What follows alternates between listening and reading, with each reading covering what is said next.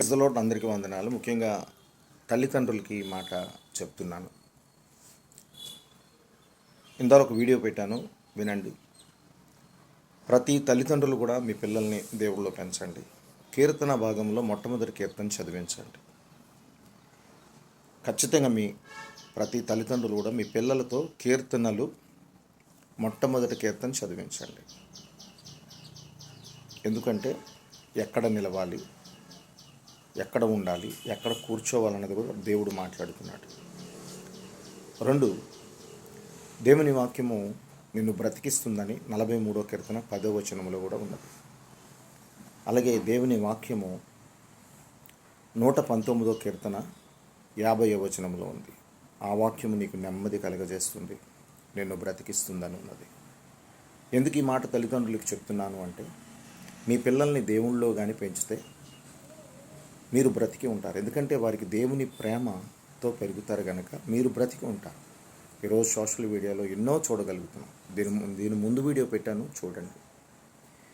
ఈరోజు సోషల్ మీడియాలో ఎన్నో జరుగుతున్నాయి. తల్లిదండ్రులను కొట్టడం. క్రైస్తవులే కాదండి, హిందువులే కాదు, ముస్లింలే కాదు, దేవుడు అందరి ప్రభు అయి ఉన్నాడు. అందరికీ ప్రభు, మీరు తెలుసుకోండి, అందరికీ ప్రభు అయి ఉన్నాడు. అపోస్తుల అధ్యాయంలో 10వ వచనంలో 36వ వచనంలో 10వ అధ్యాయంలో 36వ వచనంలో ఉంటాడు. ప్రభు అందరిలో ఉన్నాడు. ఎఫెసీయుల అధ్యాయం 4వ అధ్యాయంలో 6వ వచనంలో, ఆ 4వ అధ్యాయం మొట్టమొదటి వచనం నుంచి 6 వచనాలు మీరు చదువుకోండి. దేవుని ఆత్మ ఎంత చక్కగా మాట్లాడుతుందో.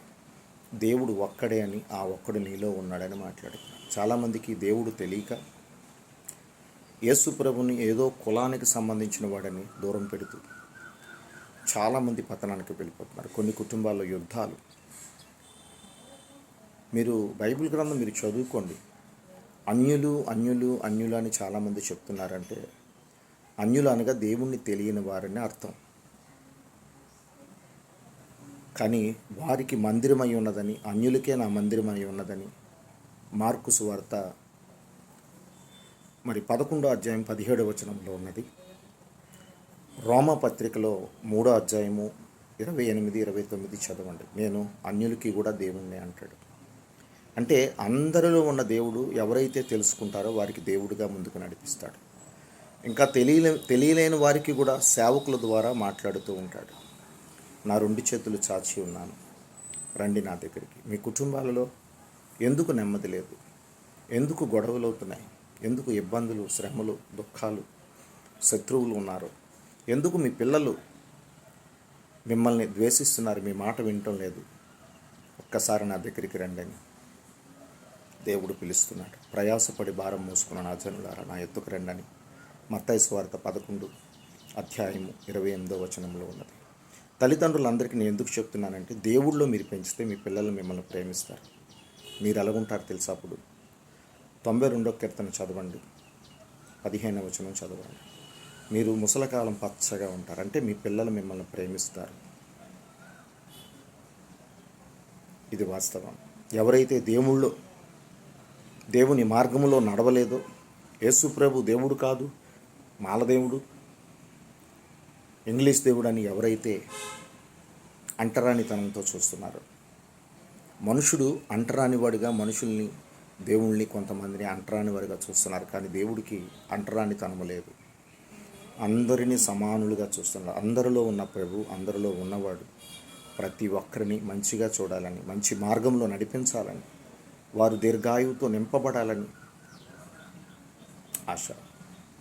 మీరు కానీ దేవుణ్ణి ప్రేమిస్తే అన్నిటి నుంచి తప్పిస్తాడని కీర్తన 91వ కీర్తన 14 నుంచి మీరు 15, 16 వచనాలు చదువుకుంటే, అతడు నన్ను ప్రేమిస్తున్నాడు గనక నేను అతన్ని తప్పించదను, అతడు నా నామాన్ని ఎరిగినవాడు గనక అతన్ని గణపరిచెదను, అతడు నాకు మొరపెట్టగా నేను అతనికి ఉత్తరం ఇచ్చేదను, శ్రమలో నేను అతనికి తోడయుండి అతను విడిపించి అతను గొప్ప చేసేదను, దీర్ఘాయు చేత అతన్ని తృప్తిపరిచి నా రక్షణ అతనికి చూపించేదను. ఎవరైతే ప్రేమిస్తున్నారో వారిని తప్పించే దేవుడుగా ఈరోజు చిన్న చిన్న పిల్లలు, 16 సంవత్సరాల పిల్లలు తల్లిదండ్రులను చంపేస్తున్నారు. చిన్న చిన్న పిల్లలు తల్లిదండ్రుల మాట వినకంట వారిని కొట్టేసి ఆస్తి రాయించుకొని రోడ్ల మీద వదిలేస్తున్నారు. ఒక్కసారి ఆలోచించండి. మీ జీవితాలు నెమ్మది, సంతోషము, ఆరోగ్యము, చివరికి దీర్ఘాయువుతో పిల్లా పాపలతో సంతోషంగా ఉండి పచ్చగా ఉండాలి అనుకుంటే మీ పిల్లల్ని దేవుడు మార్గంలో పెంచండి. ఈ బైబిల్ గ్రంథాన్ని చదవండి. ఇంకో విషయం తెలుసా, మీకు తెలియని అబద్ధాలు కొంతమంది చెప్పి ఈ దేవునికి దూరం చేస్తున్నారు. ఈ బైబిల్ గ్రంథం చదవండి, అన్ని గ్రంథాలు చదవండి. ఈ బైబిల్ గ్రంథంలో మనిషి చేసే పాపము దేవుడి మీద నెట్టేస్తున్నారు. మనిషి చేసే పాపాన్ని వారు ఎలా అనుభవిస్తారో, వారు ఆ పాపము నుంచి ఎలా బయటకు వస్తే వారు బ్రతికి ఉంటారో దేవుడు మాట్లాడాడు ఈ గ్రంథంలో. ఎటువంటి పాపము లేనివాడు, ఎటువంటి స్వార్థము లేనివాడు, ఎటువంటి కులమతాలు మతము లేనివాడు, ఎటువంటి అసూయ లేనివాడు, అందరినీ ఒకే రీతిగా ప్రేమించేవాడు ప్రేమాస్వరూపి అయి ఉన్నాడు. శాశ్వతమైన ప్రేమతో నిన్ను ప్రేమిస్తున్నాడు. ఇర్మియా 31వ అధ్యాయం 3వ వచనం ప్రకారం. మొదటి యోహాను పత్రికలో 4వ అధ్యాయంలో 7-8 వచనాల ప్రకారం, 16వ వచనం ప్రకారం, నీవు ప్రేమించడం గొప్పతనం కదా, ఆయనే నిన్ను ప్రేమించి ఆ దివిని విడిచి భూమి మీదకి వచ్చి నిన్ను రక్షించాలని ప్రేమాస్వరూపి అయ్యాడు. అలాంటి గొప్ప ప్రేమను మీరు తెలుసుకోలేక ఈ ప్రపంచంలో అక్రమముతో నిండిపోయి ప్రేమ చల్లారిపోయి, తల్లిదండ్రులు కొంతమంది అలాగే ఉన్నారు, పిల్లలు కూడా అలాగే ఉన్నారు. ప్రేమ చల్లారిపోతుంది. ఈ లోకంలో ఉన్నవాడితో స్నేహం చేసి మొదటి యోహాను పత్రిక 4:4 ప్రకారం దేవుని ప్రేమను పొందలేక అక్రమముతో, అక్రమమైన సంబంధాలతో పిల్లలను కూడా దూరం పెట్టిన వాళ్ళు ఉన్నారు. పిల్లలను వదిలేసి వేరే వాళ్ళతో వెళ్ళిపోయిన వారు ఉన్నారు. పిల్లలు తల్లిదండ్రుల్ని చంపేసేవారు ఉన్నారు. చిన్న వయసులో చిన్న పిల్లలు తల్లిదండ్రులను చంపేస్తున్నారు. చిన్న వయసు ఉన్న పిల్లల్ని వదిలేసి వేరే వాళ్ళతో వెళ్ళిపోతున్నారు అక్రమమైన సంబంధాలతో. ఎందుకు ఇలా జరుగుతుంది అంటే నిజమైన దేవుడు లేక. ఇప్పటికి మించిపోయింది లేదు. తెలుసుకొని శ్రద్ధ కలిగి జీవిస్తే మీకు దీర్ఘ ఆయువు ఇచ్చి ఒక దినం ఆ దేవుణ్ణి చూసే భాగ్యం మీకు ఇస్తాడు. హృదయ శుద్ధి గల వారు ధన్యులు, వారు దేవుణ్ణి చూచెదరని మత్తయి సువార్త 5వ అధ్యాయంలో 8వ వచనంలో ఉంది. ఓ తల్లిదండ్రులారా, ఇప్పుడుకైనా తెలుసుకొని ఆయన మార్గంలోకి రండి. నేనే మార్గం, నేనే సత్యం, నేనే జీవం. యోహాను సువార్త 14వ అధ్యాయం 6వ వచనం, నా మార్గంలో ఎటువంటి పాపము లేదు, మిమ్మల్ని కూడా ఎటువంటి పాపము లేకుండా రక్షించుకుంటాను, నడిపిస్తాను, యథార్థమైన మార్గంలో నడిపిస్తాను, జీవ మార్గాన్ని చూపిస్తానని. నా మార్గంలో ఎటువంటి అబద్ధము లేదు, సత్యమే ఉన్నదని, నిజమే చెప్తాను, నేనే దేవుణ్ణని. నా మార్గంలో నిత్యజీవం ఉన్నదని, ఆ నిత్యజీవం నేను తప్ప ఎవ్వరూ ఇవ్వలేరని దేవుడు మాట్లాడుతున్నాడు. ఇప్పటికి మించిపోయింది లేదు.